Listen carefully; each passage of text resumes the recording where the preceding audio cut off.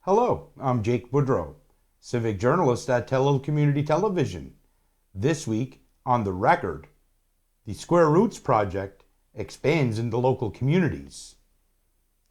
And I attended the March 25th regular monthly meeting of Richmond Municipal Council. After the meeting, Warden Lois Landry and Deputy Warden Brent Sampson answered questions from the media. But first, I spoke with two candidates running in Breton-Canso-Antigonish in the federal election. With me today is the Liberal candidate in the new federal riding of Breton-Canso-Antigonish. Welcome, Jaime Battiste. Thank you for having me. What is your reaction to being endorsed by the Liberals to be their candidate in this riding? Oh, I fully expected to be endorsed by the Liberals. I've been a member of Parliament now for almost 6 years, 2 successive elections, and I think the question that was always going to be is where. And I think that a lot of people are asking about the ridings and how everything's shaped up. But one of the biggest thing is, as a politician, is you fight for your constituents. And my constituents were in Sydney, Victoria. I tried unsuccessfully to get the electoral boundaries people to change their minds about what they were doing here, but it was all in ensuring that I was doing my best to fight for my constituents, being loyal. And while I expected to be in the other riding because of the rules around the Liberal Party, when they asked me to represent Cape Breton-Canso-Antigonish, it is my home. It is where I live.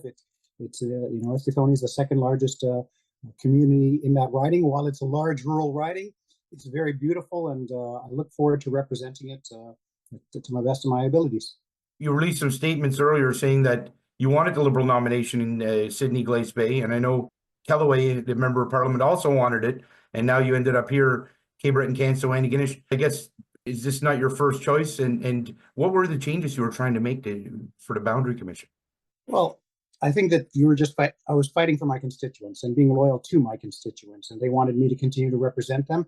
The Liberal rules said more than 70% is that you would just go into that riding. So I said I expected that. But when they talked to me about it and they said that, we think you'd be the better candidate for Cape Breton-Canso-Antigonish because of the large Mi'kmaq population, because of being actually living in this riding, this is something that I looked forward to that challenge. And I said, yeah, this is where I want to run. Now, given the strengths of the candidates you're facing, do you think the increase in favorability, specifically what I'm talking about is the poll numbers that are coming out now that are showing in most polls that the Liberals have a lead, do you think that those are going to help kind of put you over the edge in this riding? You know what? I don't really listen to polls too much. I've been picked to lose both in the both election by polls, and I've always proved them wrong. I think campaigns are their own beasts, and I have immense respect for Alan McMaster. We've worked together over a number of years, but I think that the tone of Canada right now is really about who is going to be best in a position to take on Donald Trump. Every day, it seems like it's more concerning, more worrisome for Canadian families, more worrisome for our economy, more worrisome for businesses all across Canada, and we need the right person, the right time to be able to shepherd us through this next volatile 4 years, and we need a strong mandate. And I think that's why Mark Carney is resonating with people, because of his experience with the Bank of Canada, with the Bank of England. We know that he can handle tough economic situations, and I think Canadians are realizing that we need a strong mandate to not a minority, but a strong majority to be able to, for the next 4 years, guide Canadians and support Canadians through these tough waters. I think it's safe to say that you are of the opinion that the specter of the Trump tariffs and the other threats of towards Canadian sovereignty from the U.S. administration is going to be the major issue or issues in this campaign. Yeah, it's on every doorstep. We're proud as Canadians. We're a proud country. We don't want to be Americans. We never want to be the 51st state. We see Pierre Poilievre as a little bit too close to the MAGA movement in America, copying the same speaking notes, the same values that Trump was sharing, are the same things that Poilievre was sharing. And I think Canadians are seeing that. And the scary thing about this is that it seems that at first it was very much, okay, he's just saying this for saying this, but he's committed to it, and he's committed to what seems like harming our country economically, and our very sovereignty is at issue. And in elections past, we've had all kinds of different issues that have been the ballot box question. But I think the ballot box question is going to be, who do you trust to lead us over the next 4 years dealing with Donald Trump? And I think a lot of the people, especially the Liberals, when we had our Liberal leadership debate and our Liberal leadership selection process, overwhelmingly saw Mark Carney as that person. And I think our country is, with every door that I've knocked on and conversation I've knocked on, they seem to believe Carney is the right choice for this time. That's kind of getting into my next question. Given what the issues that we just talked about earlier, do you believe that leadership is going to emerge as one of the other major issues in this federal election campaign? I do. I think it's, as I've said earlier, this is the number one issue that people are concerned about on the doors, is our sovereignty as a country and how we're going to get through these difficult economic times. But one thing you can depend on, and I think our government has shown that, and being a part of that government for the past 6 years, is that when we're going through difficult times as Canadians, your government should be there for you. And we've shown through COVID, we've shown through others, we're always going to be there for Canadians. We're going to be there caring, compassionate, and supportive of what Canadians are going through. And we're seeing what we're going through with these tariffs, and it's going to mean some difficult times in the future. Our fishing industry is very reliant on the sales to China, to America, and we're going to have some difficult times this year. And so that's one of the things that we really have to be able to be focused on, is saying, what are the difficult times ahead? Who are going to be hurt by this the most, and how can we help and out those sectors? Now, a lot of the discussion has been around the auto sector recently, but the fishery sector is going to be something that we're going to have concerns around over the next few months, especially if these tariffs continue. And so we need the right leader who's got the right economic background to be able to guide us through these times. You brought that up about the effect of the tariffs. Now, I'm sure you're aware of the Port Hawkesbury paper, their mill in Point Tupper, and their concerns about it. 93% of what they produce gets exported down to the United States. And I spoke with one of the officials there, and they're quite concerned about what's going on. And then, of course, we have the seafood sector, which is also very concerned about the tariffs. And in this case, it's not in the seafood sector, it's not just the tariffs from the United States, it's the tariffs from China as well. So I'm assuming that those two sectors have your attention.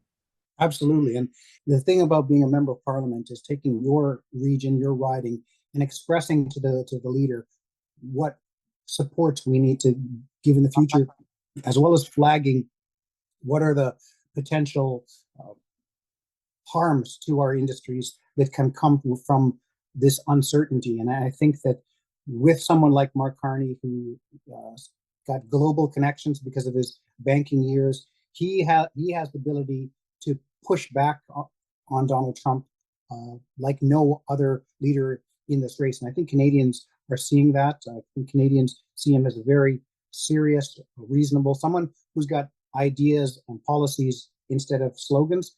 And I think that's resonating with Canadians right now. And you never know what's going to happen in a 30-day campaign. But the discussion right now, which seems to be all about how do we protect our country, how do we protect our industry, and who's going to be the right person for that. We discussed this earlier. Breton-Canso-Antigonish is a new federal riding that now includes the Louisbourg area, some other parts of the Cape Breton Regional Municipality, the town of Port Hawkesbury, as well as Richmond, Inverness, Victoria, Guysborough and Antigonish counties, and the town of Antigonish.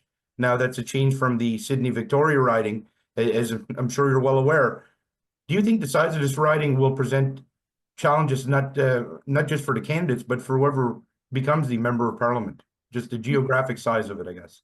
Yes, but there's all kinds of ridings in Canada that are large rural ridings. I think that the one thing that connects us is that we all want to be Canadians, and that we all want to look out for our families, that we all want the best for our communities. And I think this election is going to be about trying to unite, and that's where Mark Carney has really been focused on, is uniting us. And people can say, from the top of the Cabot Trail all the way to Antigonish, it is large, but they're all good people. And, you know, one of the things I've found in the 6 years of being a leader and 6 years of knocking on doors and making calls, Nova Scotians care about each other. Nova Scotians care about their neighbors. You know, we're always willing to help out. This is something that is great about rural communities and coastal communities, that we're always there to help each other out in difficult times. And that's what I think this next 4 years is going to be about, is helping each other through difficult times and having a government in place that is compassionate and caring and supportive. Joining me is the NDP candidate in the new federal riding of Breton-Canso-Antigonish. Welcome, Joanna Clark. Thank you so much for having me. So when were you nominated, and how did that process of you getting the nomination unfold? Yeah, so I started just filling out the application. I feel like it was just a couple weeks ago, but I had actually put my name forward shortly after the provincial nomination had had wrapped up. I had kind of probably a month or so after that, I'd been thinking, you know, I'd really like to see somebody running federally for the NDP, and I obviously knew that there was an election coming sooner than later. So I just mentioned it, and that eventually kind of got up higher. So that was nice that I was able to become the candidate. And really, I just wanted to run for two reasons. One, I really do believe in the NDP platform for our country, like going forward, especially just looking at the state that we're in right now. But also, I think that the NDP platform and the NDP work that's being done in Nova Scotia, I think is a great example of the power that an NDP government can have. You know, we see right now, I think a lot of talk about PC government, who is right now our super majority government in Nova Scotia. And then we have NDP as the official opposition. And I think that we can use that as an example to see just how much work and how much accountability leadership kind of going on those their platform can really have power in those spaces. So not only Province House, obviously, but Parliament, I think, is also very applicable. So what is your reaction to getting the endorsement of the NDP to run as their candidate in this federal riding? Yeah, I was pretty excited. It's definitely a little bit like change of pace, just because I have spent the past 2 years really kind of focusing, or not 2 years, 2 elections, focusing on provincial issues. And so that's something that I feel like I've come to know and really follow very closely. And so just kind of shifting my thinking to looking at, okay, like what are these issues federally that are really impacting folks that live in this riding, my community, obviously, but also the larger riding. So now I'm just kind of really excited to shift that focus and also just talk to folks more about, you know, federal issues, what's important to them. What do they feel we need in this riding to really succeed? So I think that that's an exciting adventure that we can take. It'll be a quick one. You know, we only have about 35 days left, but I'm not afraid of that short timeline. I think we can, you know, I can meet with as many people as possible. And I do think a lot of people are thinking the same thing. So also hearing what they feel would help, not just the ideas, but the solutions as well. After 2 bids for the Nova Scotia NDP in Inverness, why did you decide to change to the federal scene? So I think that the reason I started running provincially is also very relevant to why I'm running federally. I put my name forward initially because I was tired of walking into a polling station and feeling like my interests weren't being represented on that ballot. And so I think that that's really important here as well. I feel that when somebody walks into that polling station, they should be voting for the person and the party that they feel represents them the best, that is going to give their community, themselves, the riding, the best chance at success in our country, in our province. And so that's what I hope that people will feel when they walk in, knowing that there are options. I don't think somebody should walk into a polling station and think, oh, I'm going to vote for this person because that's all there is. And so I think by having those 3 parties or on the ballot, I think is a good testament to democracy and to feeling represented. Now with the NDP at between 10 and 15%, how do you counter the argument that there's no point or there's little point in voting NDP since they have little chance of winning nationally? Yeah, I think I've been hearing this argument a lot already. And so it is kind of disheartening. But I think, again, just calling back to Nova Scotia being a good example of just what NDP can do. They're only in an opposition right now, but they're pushing hard for accountability for those who are in a more powerful position. And so when we talk about NDP, you know, their platform is made on supporting your everyday Canadian, the people who are in the middle, who we know are struggling right now. They're a party that their platform is not based around helping the large corporations and companies. They want to make sure that the everyday Canadian, the average person, is supported. And for me, you know, I look at the NDP platform and I relate to that platform. I'm a teacher, I'm a mom, I usually hold more than one job just to make ends meet. I've worked in the service industry. You know, I am an everyday Canadian.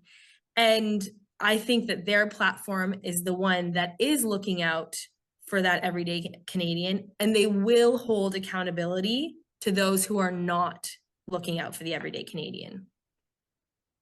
Now, do you see this as an election that will be focused on the carbon tax, as the Conservatives seem to be asserting, or about the looming threats from the United States President Donald Trump, including tariffs?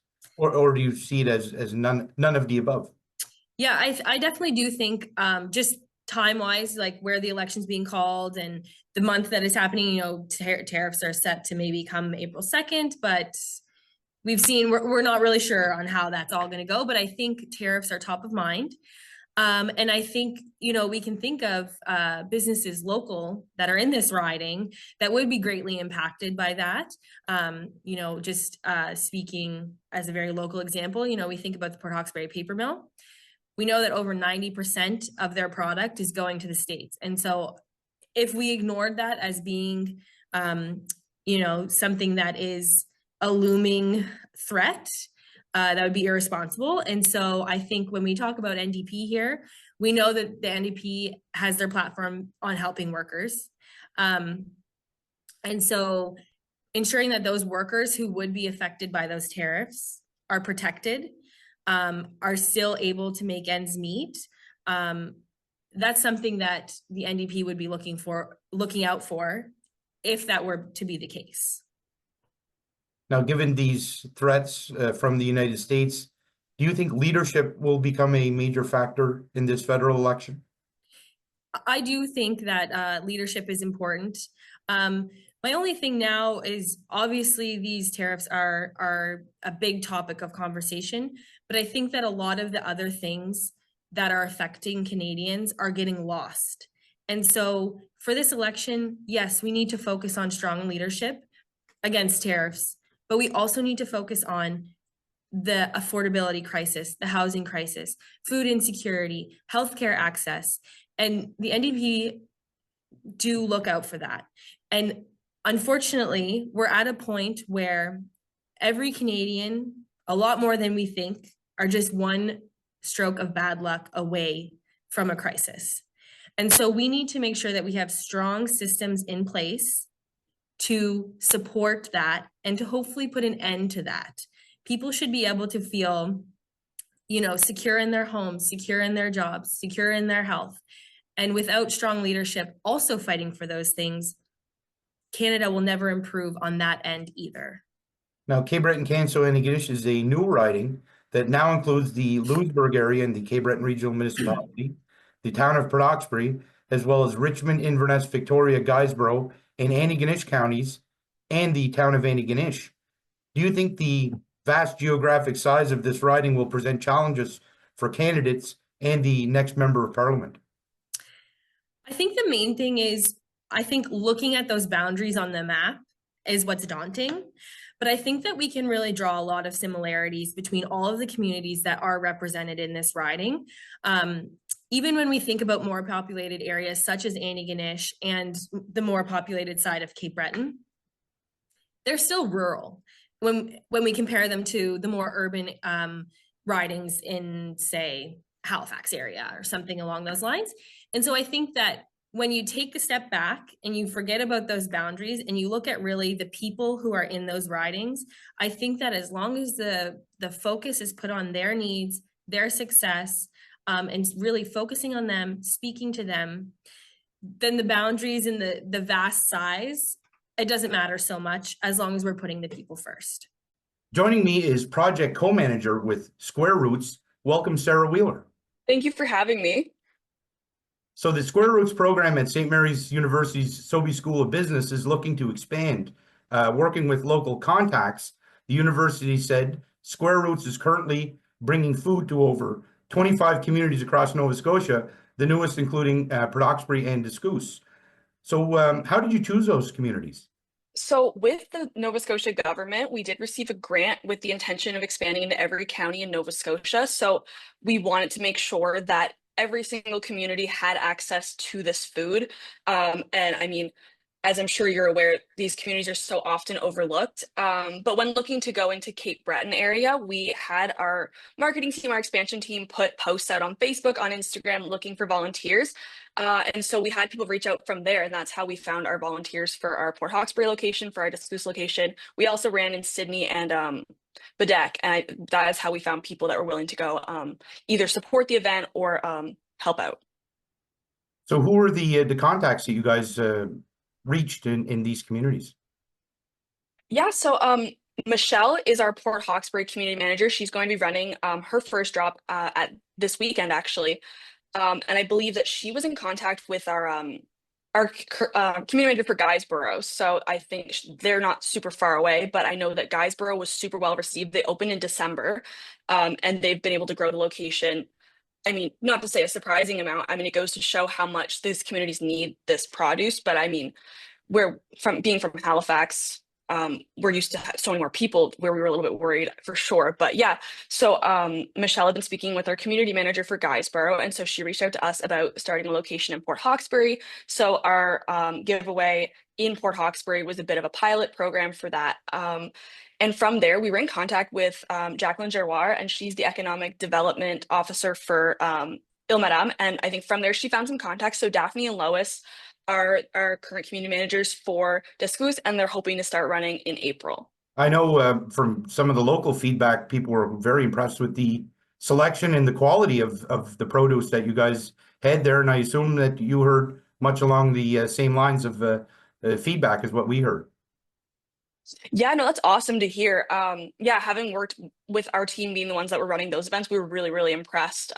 We don't get to be as hands-on as we'd like to be sometimes. As a project manager, my co-project manager and I mainly help to manage our team and the locations that we have running all around Nova Scotia. So it was really cool to get out there and get to see how everything works and get to talk to everyone.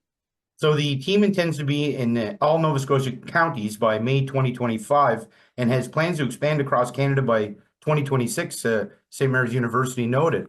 So are there other communities in Richmond County or even Inverness or in this general area here of Cape Breton that you guys are looking to expand to? I know you just mentioned Guysborough. Is there any other local communities you're looking at?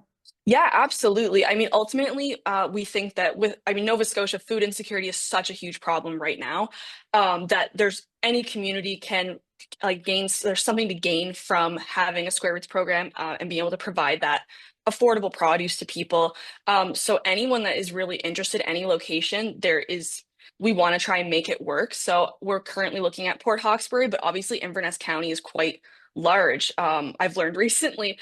So if there are other locations, we do want to build ultimately when we have transportation going up there, we want to maximize that and have it be able to reach as many people as possible and don't want people to feel like they can't have access to things because they're further away. So, I mean, if people are interested, we have been trying to reach those communities, but if people are interested, we encourage them to reach out to us as well. So I guess it should be explained that Square Roots, founded by St. Mary's University students in 2016, buys imperfect yet perfectly edible food from local farmers and sells it directly to customers at a price that is 50% less than the grocery store, the university said. Nova Scotians benefit from getting healthy food at a more affordable price, and farmers benefit because they get revenue from the food that would otherwise go to waste, St. Mary's University said, noting that this month, Square Roots celebrates the major milestone of delivering 1 million pounds of food since its beginning in 2016. What are you hearing from farmers about this project? Well, we've partnered with 2 farms over in the valley, and they have been really, really supportive of the program. Square Roots has grown quite a bit over the last 9 years. And I mean, it's another revenue stream where, where originally they have to throw these things out because they either have too much or the grocery stores don't want what they've grown. And so obviously food waste is a huge issue. So I think that on one hand, that's definitely something that they're happy to help with, but also it's extra revenue where instead of having to pay to dispose of this waste, when there's nothing really wrong with it, we have been supporting them for the last few years. How does it feel to attain that goal of 1 million pounds of food like that? Must be quite rewarding. Yeah, there's really no way to describe it. Working for the project as a whole has been such an amazing experience. And I mean, 1 million pounds is one way to quantify it, but ultimately what I think of, I mean, I obviously haven't been on the project for 9 years, would have been quite young, but just being able to work with the team and being able to meet people in the community. I'm from New Brunswick, so not far away, but coming to Nova Scotia was definitely a change where I didn't really know anybody, and being able to get involved in my community and get to visit all these places that I'd never been to before. And I mean, interact with all the lovely Nova Scotians everywhere has been so rewarding. And I mean, if 1 million pounds quantifies that, then I guess, yeah, 1 million times, just the greatest experience. Now, getting back to the goals that you guys set out, where you want to be in every Nova Scotia county, and you're hoping to launch this nationally. Is this a realistic goal? I think so. We have plans. We currently have run in, I believe, 16 out of the 18 counties. We have 16 of the 18 counties lined up. I believe we have 2 counties left. We're aiming for Kings County, which is near the Wolfville area, and Truro, a Colchester County area. So those are places where we're still looking for contacts. We are hoping to launch our pilot program in Cumberland County in the coming months. And then we've been able to visit every other county so far, which has been a really awesome.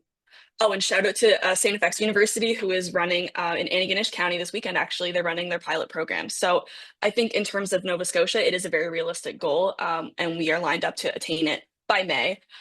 In terms of expanding nationally, obviously a very, very ambitious goal. We plan to start with the maritime provinces where, I mean, I'm from New Brunswick, so I mean, we face a similar issue where sometimes the smaller communities are missed out on. I think there's definitely a need for it. And being from Moncton, there's such a great growth in population where there's such a need for that. So starting with those smaller provinces is definitely where we're hoping to go next. And from there, we are hoping to be able to take it across Canada. Now, you mentioned St. FX. Is St. FX doing their own project, or are they partnering with St. Mary's? So the Enactus team at St. FX is partnering with Square Roots and the Enactus St. Mary's team to run through us. Enactus is really encouraging collaboration between other teams, so we've been really happy and able to partner with multiple teams in Nova Scotia over the last few years. So this is our latest partnership, and we're really excited. And also, you mentioned Kings and Colchester were the counties you guys are still looking at. Now, those are fairly agriculturally rich areas with a lot of farms and a lot of produce. So I'm guessing that you guys are anticipating that there shouldn't be too much trouble establishing some presence there at some point in time.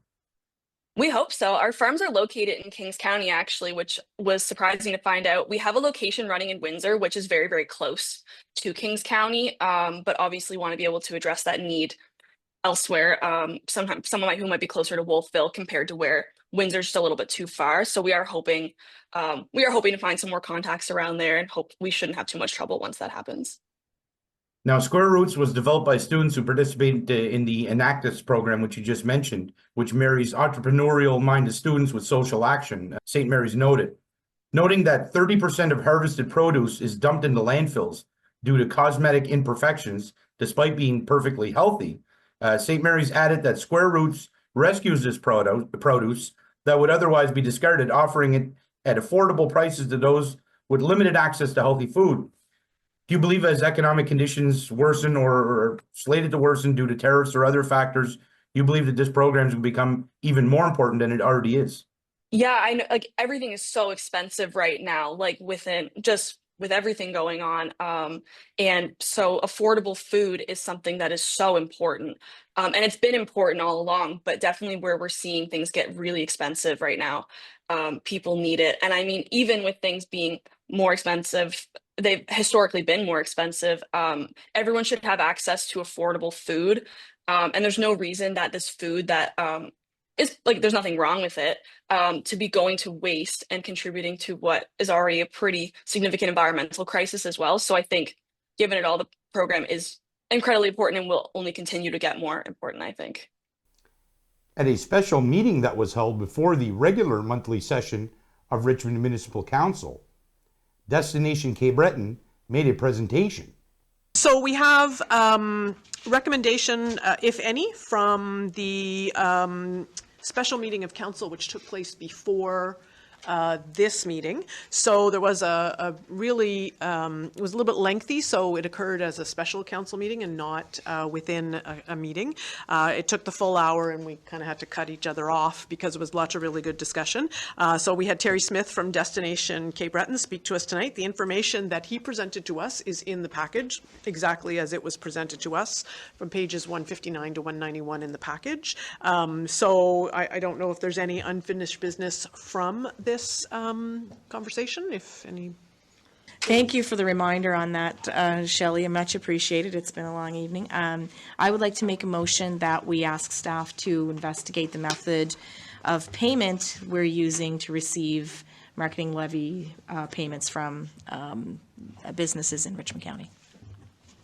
Yes. Any kind of a seconder? Seconded by Councillor Sampson. Any discussion on that motion? What do you mean to investigate the method by which people? So I thought they were going to be collecting it. We were done with that. No, we collected here. We collected it tonight.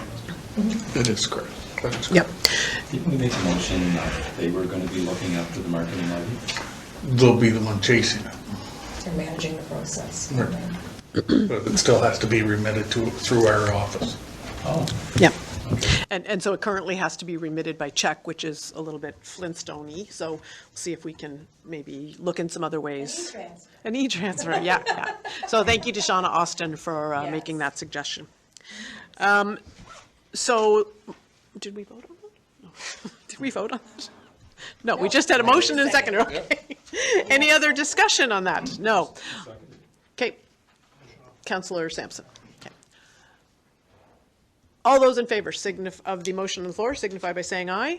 Aye. Those opposed? Motion carries. The special meeting held earlier this evening, the council did have a response to that. Can you tell us a bit about, first of all, how you feel coming out of that special meeting, whether you feel Richmond's questions were answered in terms of its concerns of a few months ago, and where the county and the destination organization go from here?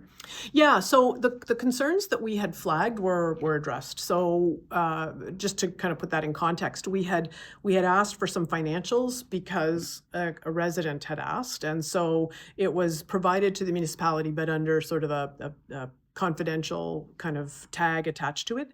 And so, I think sometimes people just do things because they've always done them that way. So immediately they said, yeah, here they are. And we're from moving forward, everything will be posted and available online. We asked, well, okay, going back, could we? And so most of those were provided to us. So there really wasn't any problem on that front. And then at our meeting tonight, which it was an hour-long presentation, and so that just gets to be really problematic in a council meeting, because by the time you get to the end of the meeting, you've kind of run out of gas in the tank.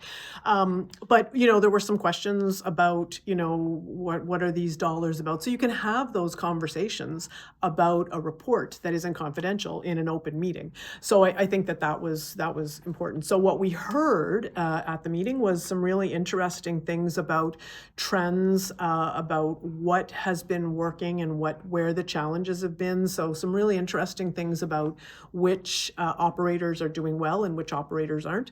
And I think hearing about what the data suggests in terms of who's checking us out on the websites helps local operators and helps our tourism strategy evolve to kind of align with what we know the folks that are coming here. So if we know it's the 45 years old and up empty nesters, that helps inform how we create tourism, how we make tourism decisions. So it was a great conversation, and we learned a lot. And yeah, happy to have had that. So the motion coming out of council tonight then basically passes this discussion on to budget talks, or what does it do? Actually, no. So the one thing that they didn't do, that Terry didn't do when he was here, was ask us for money. So we usually move things to budget deliberations when we get an ask. So that'll no doubt come up in correspondence, which happens with other groups as well. This was more of an information gathering. The motion from council was because one of the members of the board of directors was here in the meeting, and she mentioned Shauna at the Clarestone next door, Shauna Austin, that in order for her to remit her marketing levy fees, she has to do it by check, which is kind of a little bit old school. So just, are there ways that staff can investigate that to kind of bring us into this century? The effort to get a CT scanner at Straight Richmond Hospital returned to the council table. I move that council accept the recommendation of the Committee of the Whole and have the Warden write a letter of support for the purchase of a CT scanner for the Straight Richmond Hospital site to the Minister of Health, and CC'd to the MLA Minister Trevor Boudrot and the Straight Richmond Hospital Foundation. Motion on the floor, seconded by Councillor Marchand. Any discussion on that? Hearing none, all those in favor signify by saying aye. Aye. Those opposed? Motion carried. I move that council accept the recommendation of the Committee of the Whole and move the discussion of some financial support towards the purchase of a CT scanner for the Straight Richmond Hospital to the 2025-2026 budget deliberations. Any discussion on that matter? I just want the letter that you had spoke of, that was received. It was received. Too late for it to be included in the package. It does speak about requesting a letter of support from us and not consideration for budget deliberations. I don't know if they would like to maybe amend that. I think that, yeah, I will say that I did receive it, though, thankfully, so it informs certainly the letter to the MLA, to the Minister of Health, and I did speak to the Minister of Energy, our MLA, Minister Boudrot, who is very happy to support the request. So there is a motion on the floor regarding the move to budget deliberations. Any other discussion on that? No. Hearing none, all those in favor signify by saying aye. Aye. Those opposed? Motion carried. Speaking of things coming up from one budget year to the next, it looks like Richmond is going to be putting some effort into determining whether it can offer some funding towards the arrival of a new CT scanner for the Straight Richmond Hospital. Obviously, overtures going out to the Minister of Health and to the MLA as well too, and to the Hospital Foundation. But why do you feel Council was willing to at least take a look at this in its upcoming budget deliberations? Well, I think any of us who have had loved ones at the regional hospital, at our local hospital, know how lucky we are to have it, and also know the pressure that when the Straight Richmond is closed or when it can't do all that it could do, the pressure that puts on the regional hospitals, both in Sydney and in Antigonish. So I think we're happy to support it for those reasons. This just is a lot about timing. So because of the announcement back, I believe it was September, for the dialysis units, which will be in a separate space in the hospital, the space where the dialysis is currently located is now opened. So we want to hop on that right away and say, look, you're not even talking about construction or anything like that. You're talking about there's an opportunity now to expand the services that we have in our local hospital to include, frankly, something that has become an integral part of sort of your first go in emergency. So, for example, my son was in the hospital this summer, and it seems like urinalysis, blood work, and X-rays are now coupled with CT scan to kind of get a sense of whether you need to go further. So we really needed to go further to figure out if we needed to go further. So I think there's lots of arguments to be made for CT scan. It's straight at this moment. Council next decided on funding for the St. Peter's Community Hub project. The committee discussed the Eastern Counties Regional Library's request for the allocation of funding for the St. Peter's Hub project to be included in the municipality's 2025-2026 annual operating budget.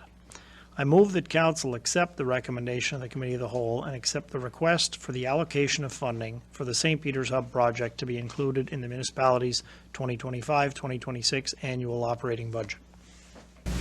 Motion on the floor regarding the library.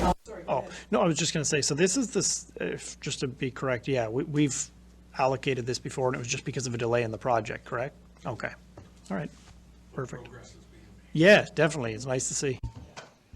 Sorry, I cut you off there. Great. Any other discussion on that? Hearing none, all those in favor signify by saying aye. Aye. Those opposed? Motion carried. Now, as far as the St. Peter's Hub project, what was the cause of delay there? How long did it take and when did it proceed? Yeah, I think that there have been some delays that revolve around getting the project up and underway.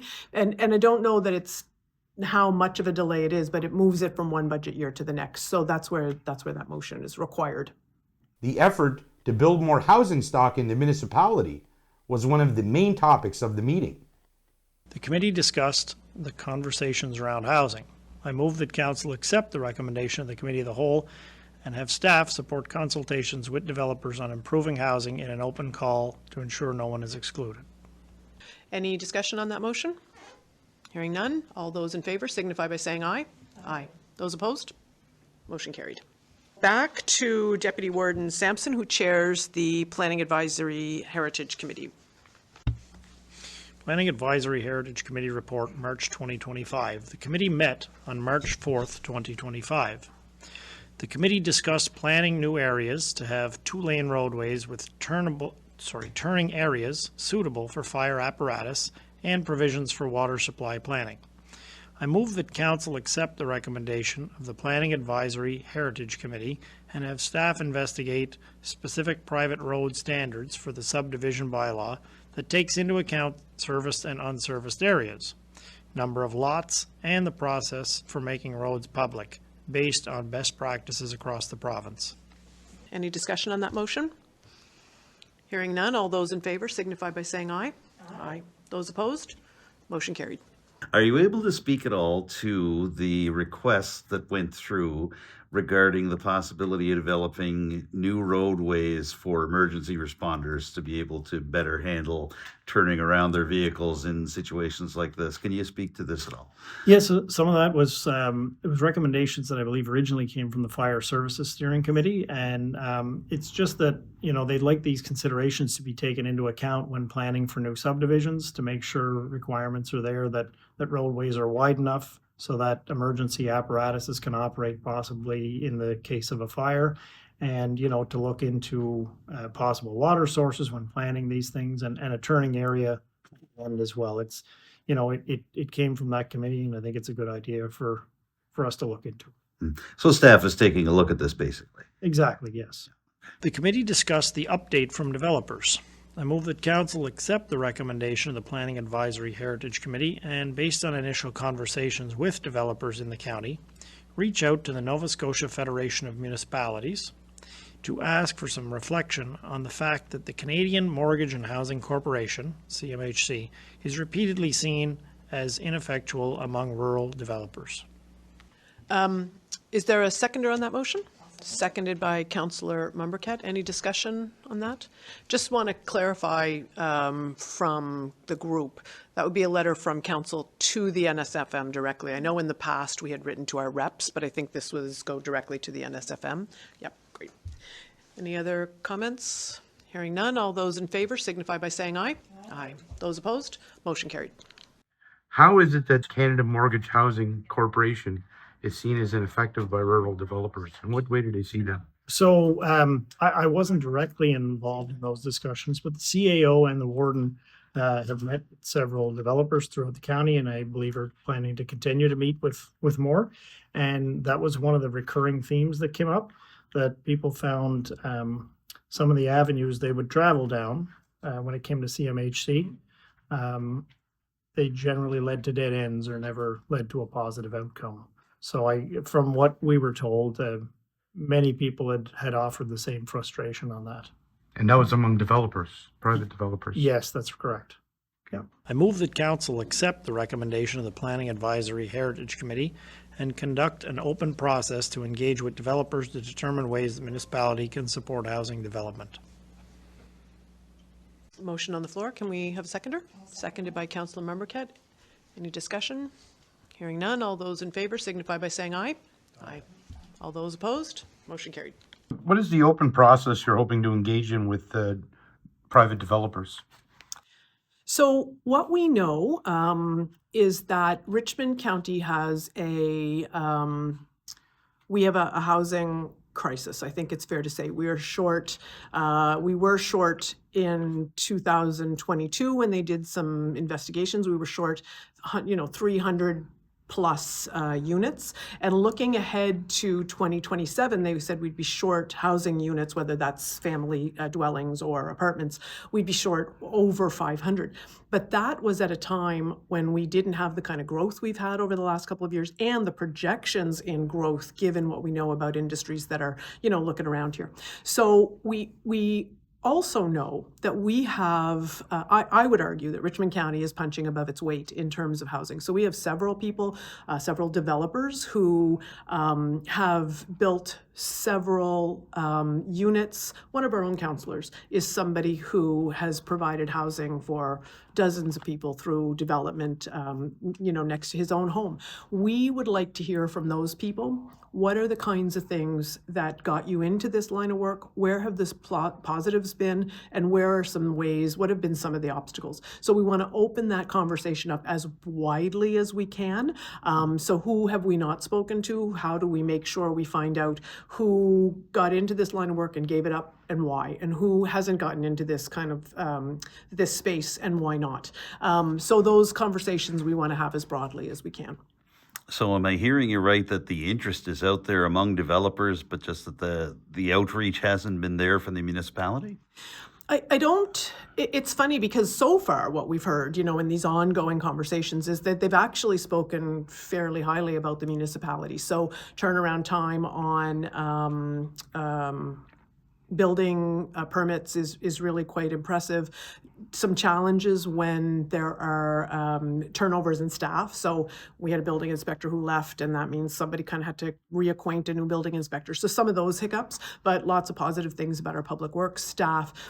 To be honest, the principal thing we heard, the most shouted from the rooftops thing, was that the CMHC, that organization that is supposed to be supportive of housing projects, is really just a bank, and it's not at all supportive of rural initiatives. So absolute frustration with CMHC. So those kinds of things we're interested in. So for example, tonight, one of our motions was to write a letter to the Nova Scotia Federation of Municipalities to say, look, we've been talking to some folks here, and consistently we're hearing that CMHC is a challenge for developers. It's worse than nothing, because nothing is bad enough. But if you say, hey, look at this, fill this out, you might get some money. And then it takes 10 months for people to find out that, yeah, okay, you're not getting any money. That's actually worse than nothing, because it's we've heard it called like the rabbit hole of CMHC. So our job is to really help identify some of those things that individual developers are maybe feeling and don't appreciate, that so are others. Quickly, I'm just curious, while we're talking about housing, has there been any kind of update from Brela on the development out in Evanston and the work that they're doing? Have Jeremy Carroll or any of his crew been communicating with council as to how that's coming? I've certainly talked to Brela. Lots of, it's a little bit of a good news, bad news story. So in order to make that happen, that has to have the funding has to be there. And so CMHC has not been providing in a timely way answers that are supportive of rural initiatives. I think that that's just another example of that. I will say that I think that there is also an effort on Breela's part to look at anything that can make units more accessible. So that's been a really good news story, and I've been really pleased to be a part of those conversations and writing letters and that kind of thing.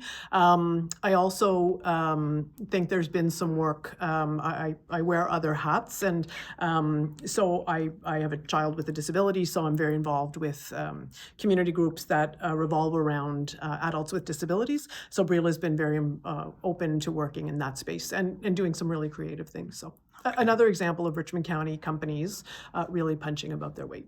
The committee discussed lot size restrictions and technology for on-site sewage for unserviced areas. I move that Council accept the recommendation of the Planning Advisory Heritage Committee to have staff investigate lot size restrictions and technology for on-site sewage to allow more flexibility in the creation of lots in unserviced areas for the purposes of advocacy and to spur housing development.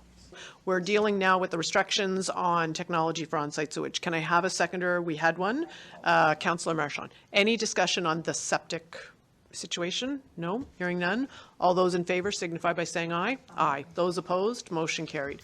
You introduced something about lot size restrictions and on-site sewage technology. I guess it's obvious, but how does that help with housing development? So when we had our planning advisory bylaw committee, I believe this came from one of the residents that sits on it. Mr. Bain from the EDPC had stated that when it comes to building on a lot, if you have a currently undersized lot, you can sometimes build based on the technology, but you can't subdivide something into an undersized lot, you know, assuming you're going to use that technology. And the discussion was, well, maybe, why not? Like maybe there should be more flexibility there if the technology exists to create a sewage system that would be possible to be done on a smaller lot size. Maybe this would, you know, make it more enticing for certain developers with some pieces of land. That was my understanding of it.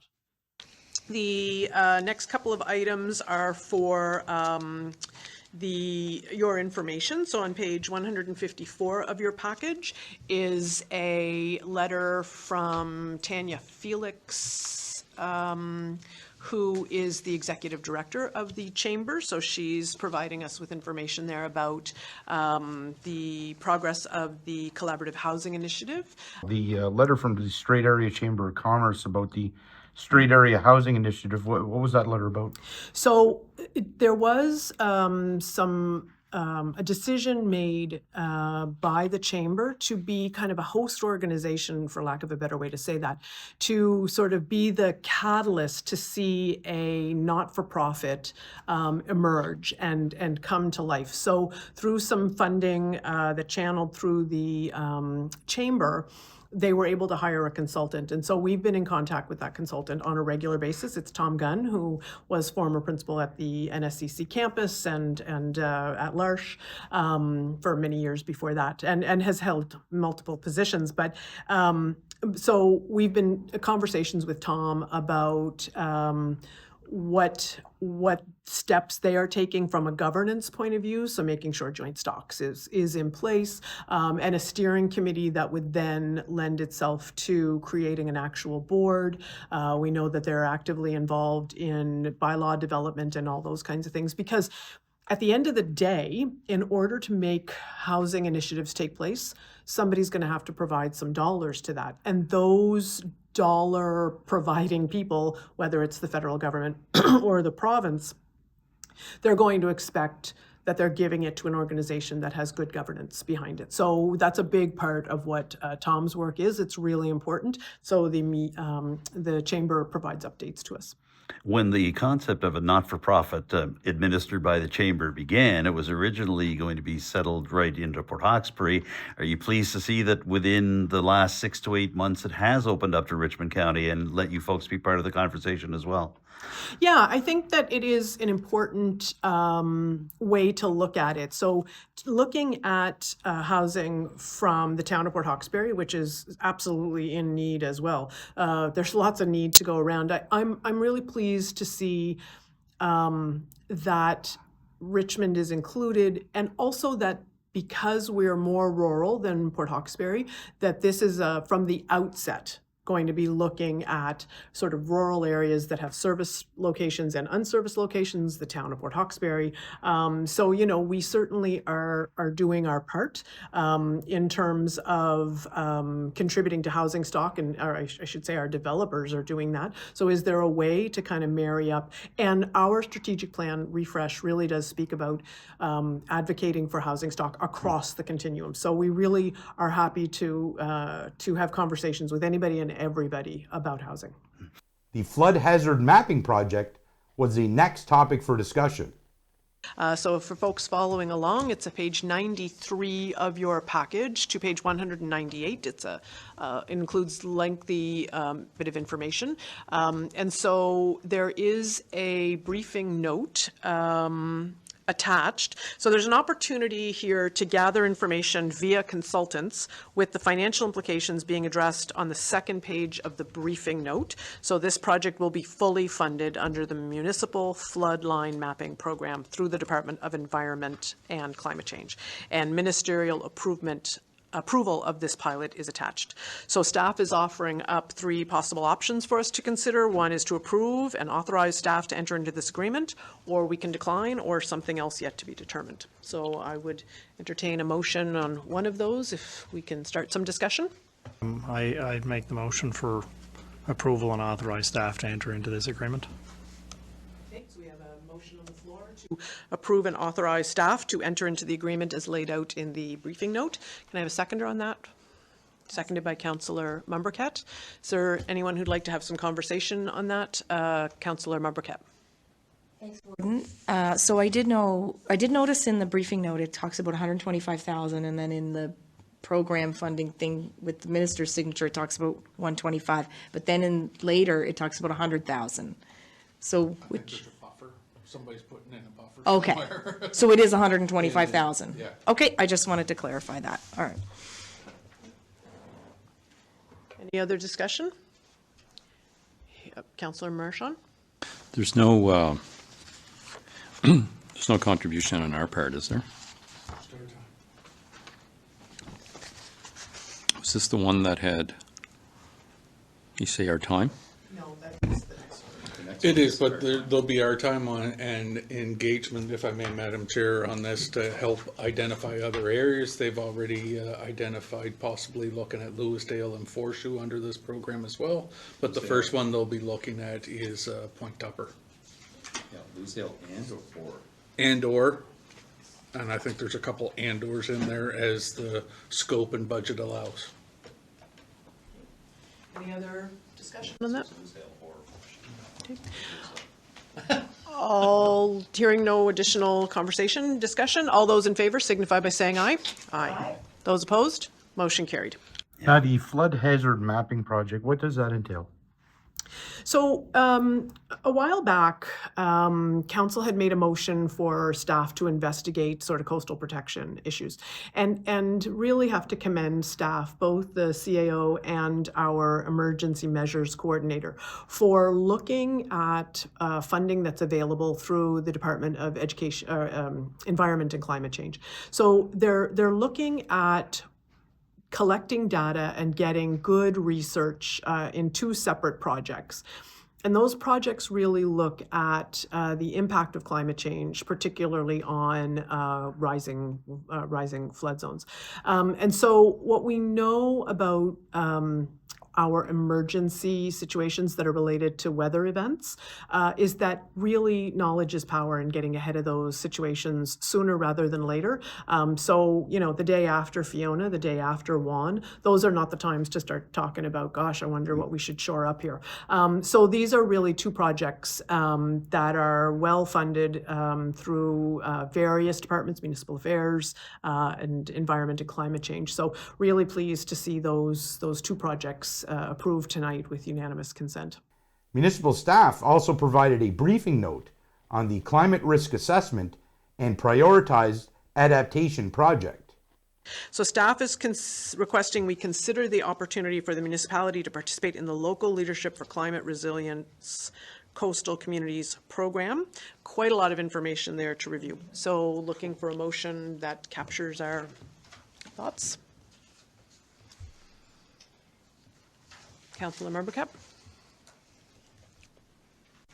Thanks, Warden. I would like to make a motion to pursue option 1 in the staff memo to approve and upload onto the FCM website a signed letter confirming our in-kind contribution to the project as outlined in the package, council resolution letter, and to attend online education sessions and update info as required. Motion on the floor. Can I have a seconder? I'll second that. Seconded by Deputy Warden Sampson. Any conversation, discussion So- on that? Would you like to say something? Just to help you guys out with this one as well, we'll end up with a grid on this.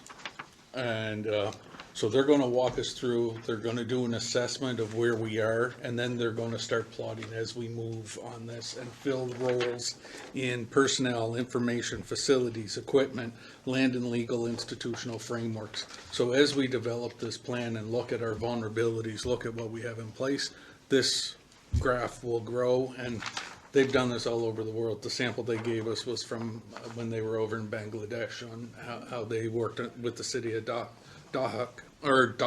sorry. And so they identify your risks, and then what are the mitigations? What are the short-term plans? What are the long-term plans to deal with these things? This is a much, much longer project. It's at least 2 years for this one. And again, this one's fully funded. You see numbers assigned to this, but that was only so that they could apply for their grants to make it happen. They had to show dollar values to the in-kind amount. There is no money from the municipality required for this project. So essentially, it is the time that our EMO coordinator would spend on it quantified. And some of you, because there will be training sessions for elected officials as well. Great. Deputy Warden? Yeah, but at the end of the day, I mean, we're likely to gather a lot of terribly useful information going forward, I would assume, for emergency planning and so on, yeah. And to Deputy Warden's point, anything that talks about our risk assessment and climate change is important. The word coastal protection was in some of this stuff too. That was a little worry. I'm not the least bit hesitant to use the term coastal protection. I don't think there are very many people that don't want to engage in coastal protection. There may be dispute about who should take the lead on that, but not that it is a valuable thing to have happen. So, any other conversation on that? I do believe some of that other cost was us hosting training activities and things as well. Yep. That's Over it. 2 years, yeah. Over the 2 years. Okay, go ahead, Councillor Member Kep.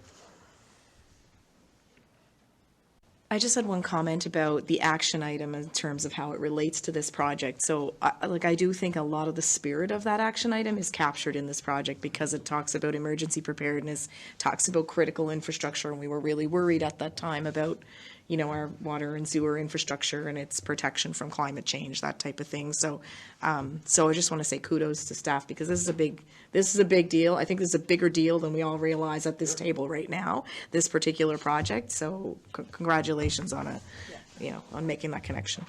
Okay, so there's a motion on the floor to accept action number 1, option number 1 in the staff report, and it's been seconded.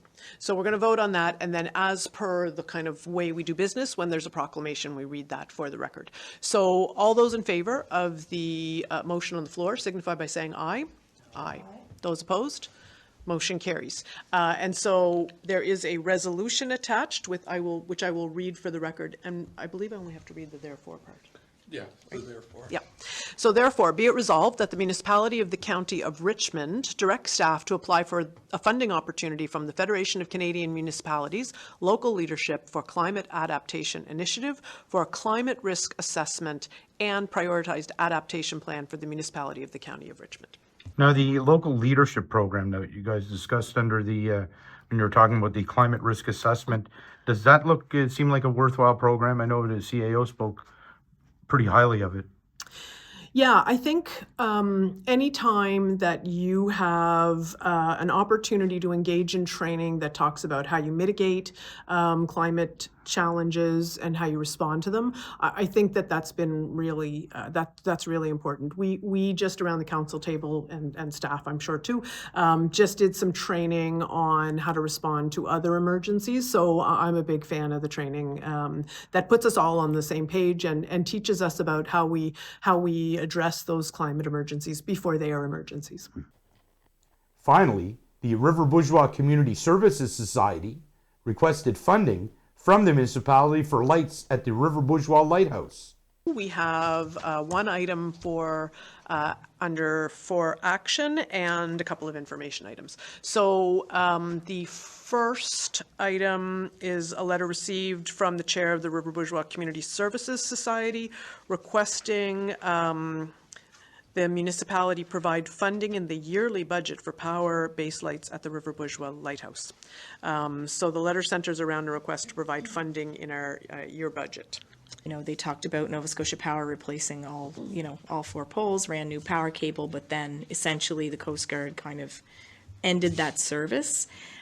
So what was discussed was, I believe a representative from Nova Scotia Power suggested that these folks contact the municipality because we do have a street light policy, and maybe this could somehow be considered. So that's the context I wanted to provide. At this point, to move it for discussion, I guess further, I would say I would make a motion to refer this issue to staff for further investigation. Leave it at that. So there's a motion on the floor to move the question being raised in this letter to staff for further information. Is there a seconder on that? I guess I wanted to kind of also mention that we have a lot of lighthouses I know particularly in the Alma Dam area, there's this it's a treasured thing. So my feeling is maybe we have this conversation around, maybe there's a way we could adapt our existing policy or streetlight policy, because that is an agreement with Nova Scotia Power. But I just wanted to offer that as some potential context, and maybe it's something that wouldn't just be specific to River Bourgeois, that it could be something we do when possible to support other lighthouses. I recognize there are some on islands and whatnot that are, will make that maybe not possible. Maybe there are some solar, options we could investigate there, but yeah, thank you. Yeah, and I would certainly, I think the best path forward here is for staff to investigate and see if there are opportunities. I think that to make a decision about one and then I think we could safely anticipate we would hear from others, which then just becomes a little bit difficult to predict and to budget for. So I think the best path forward is for staff to give us some options on path forward. Councillor Mershon? This was for extra lighting, right? This wasn't for the navigational part Correct. of it. That's correct. Yeah. So what happens at other lighthouses? Does anybody know? They don't have any extra lighting or power to them. I believe you would see in some locations, there would be a power pole next to a lighthouse. I believe there's some lighting down at the park. So, I think that those things can vary, but I would be concerned that we would want to have, a policy that helps guide our decisions around this. Because to be clear, this is not about navigation.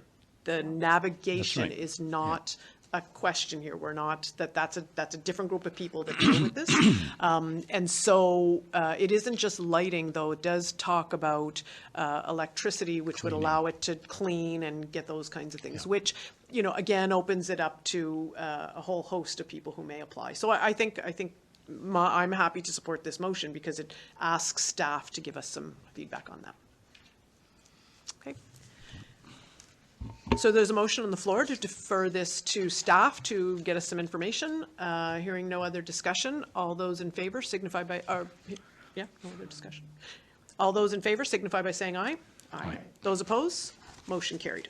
Now, how much is the River Bourgeois Community Services Society looking for exactly? I think they've been able to provide us with an estimate of essentially a power bill. So it is an interesting issue, and Councillor Mumbercat, I appreciated her comments early on because it put it in context that that there had been power to this lighthouse replica, but the power was no longer needed because, like many lighthouses, they've moved to solar. And so I think somebody from Nova Scotia Power, when they said, gee, what are we going to do with there's no power? And I think somebody said you should ask the municipality. So, I think they're entertaining their options here.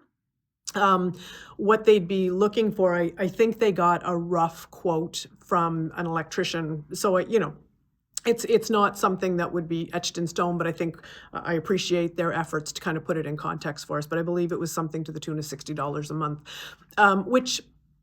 which doesn't sound like a lot of money in a budget that is quite large. What we around the table would have to ask ourselves is, how many lighthouses are there? And I want to be super clear, this has nothing to do with navigation safety.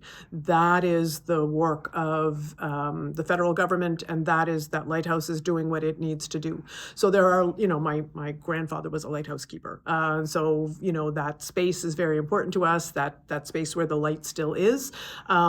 So there's lots of lighthouses on Almadam. So, we've asked staff to kind of go back and take a look at that and say, what are some options here? We do have a streetlight policy. Is there something that can be involved? Can our policy be adapted to that? So just good to get staff to take a look at it. Thank you for watching. Please tune in again to find out what we will be talking about on The Record.